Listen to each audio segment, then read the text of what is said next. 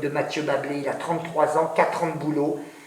C'est des auteurs quand même qui ont non seulement du talent, mais qui en ont aussi dans la tête. C'est une réflexion sur le devenir de la planète et le devenir de l'homme qui est vraiment plus qu'intéressante, même si on sait qu'aujourd'hui, on réfléchit peut-être un petit peu plus et encore mieux, oui mieux ou pas, mais en tout cas sur l'avenir de notre planète.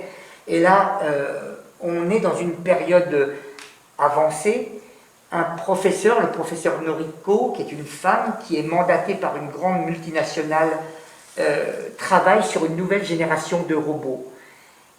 Ces deux premiers robots, qui sont théoriquement un homme et une femme, sont l'avancée d'une génération de robots qui va être dupliquée en quantité invraisemblable pour pallier à nos propres manques, à savoir la population qui vieillit, qui augmente, et tous nos vieux qui restent effectivement sans s'occuper d'eux. Ces robots eh bien, sont là pour ça et s'occuper de tous ces vieux qui vont se multiplier. Petit souci, c'est que ces deux robots, eh bien, en fait, très vite, on va s'apercevoir, une fois qu'ils vont avoir un corps, eh bien, que peut-être ils vont être aussi animés de sentiments amoureux, de plein d'autres sentiments également, et qu'ils vont échapper un petit peu à ce professeur, et aussi échapper à un certain système.